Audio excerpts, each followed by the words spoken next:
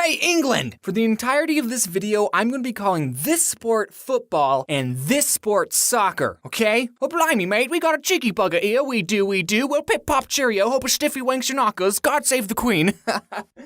What did I just say? So, the theme of this video, sports. Either you love them or you hate them. Or you have some other third opinion. Growing up, my family was never big on sports. We never watched any games on the telly. I'm sorry, I still got some British in me. And me and my dad never went out and played catch. He also never taught me how to shave. He was gone a lot.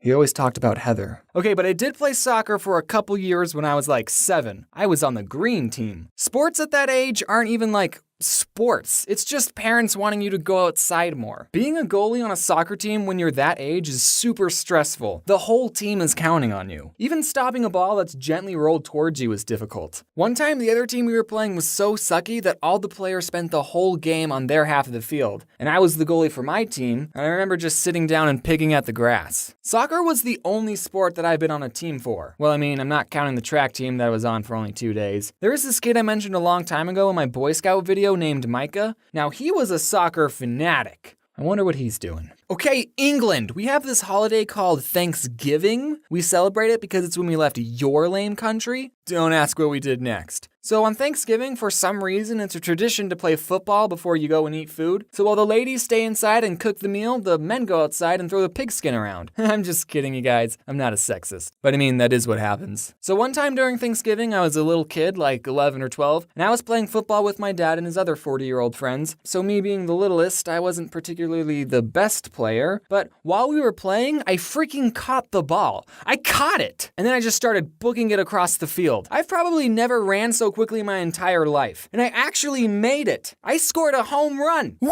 And that, to me, was such a pivotal point in my life. I felt so accomplished. Me, a little kid, scored a goal against a bunch of adults. I would think back to it if I was ever feeling sad. Like, oh, I failed this math test, but one time I scored a basket against a bunch of adults when I was 12. But I remember I was a senior in high school, and I was just driving, and then the thought came to me, they probably let me score that touchdown. They were going easy on me.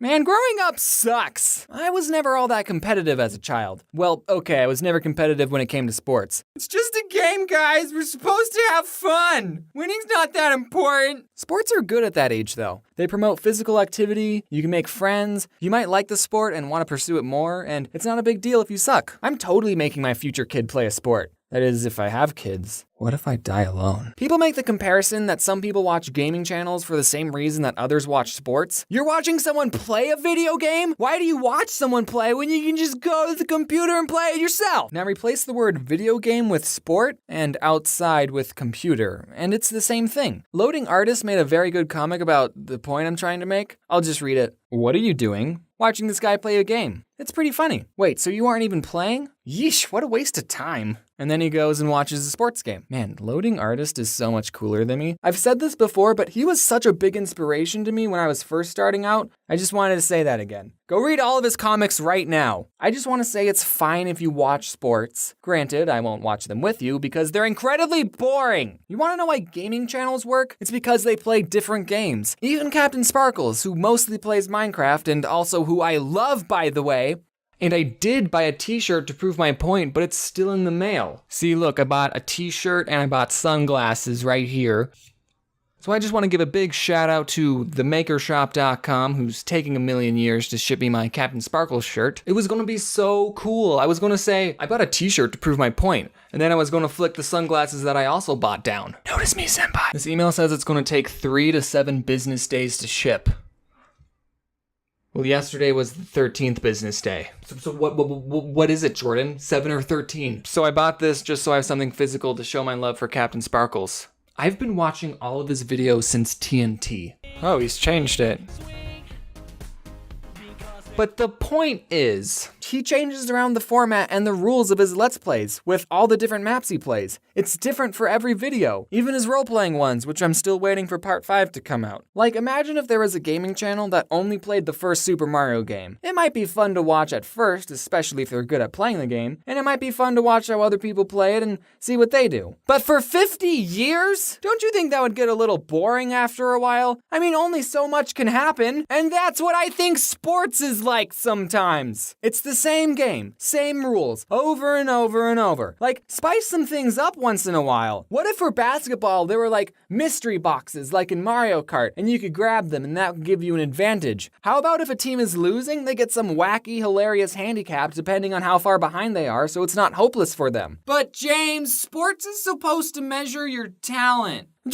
Whatever. It gets boring to watch. I can understand if the teams are neck and neck and it comes down to one final play like what it does in every sports movie. That's why they have to use that plot device in all the sports movies to make it interesting. But a lot of times, sports aren't like that. Like if one team is leading by 50 points, why even bother watching the last 5 minutes of the game? I would rather watch any Air Bud movie than a sports game because stuff actually happens in those movies. And they're different each time. And there's a dog wearing shoes in it. I just want to say for the record, if my kid grew up to be a professional athlete, then I'll watch sports. But only the games that they play in, and only the games that are interesting. Ugh, why is it sociably acceptable to know everything about sports and dress up, but it isn't acceptable to dress up in fursuits and go to cons? You see, I don't think it's acceptable to do either of those things. You're both weird. But don't let me stop you. You do you. Follow your dreams. Okay, let's talk about some stories. In grade school, I was put in the honor classes for my academic achievement, which did not help me whatsoever. It probably hurt me when I went to college. But that's not what we're talking about. Anyway, so during recess, the whole class would play kickball. Kickball is a fun sport. Anyone can play it, but it takes a pro to be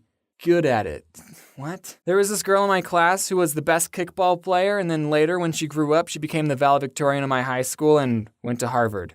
I'm proud of her. Also, my ginger friend Nick Jiggly, who I've mentioned before, he also got to speak during graduation. Actually, okay, so Nick had this thing where his hands would shake. I don't think it was Parkinson's. I actually emailed him about it, and he said, I asked a doctor, and he said it's just a mild tremor. Ha. So he's probably fine. But whenever he would give a presentation in front of the class, his hands would be shaking, and people would think, oh, he's nervous. But no, actually, he's the most extroverted and outgoing kid that I knew. He just had a condition. Well, that was a pretty long tangent. What are we talking about? Sports? Oh yeah, kickball. Since everyone in the class was kind of already a nerd, I wasn't usually the last one to be picked on a team. I was usually the fourth or third to last. It's so nerve-wracking when the last 5 are still standing and you think, don't let me be last, don't let me be last. And then you get picked and it's like, ha! They think I'm better than you. Which I'm not actually. One time I think I was like 15 or something and me and this big group of people went to a sports complex. And we were having fun, playing games and running around. And then boom! A soccer ball just whacked me in the face.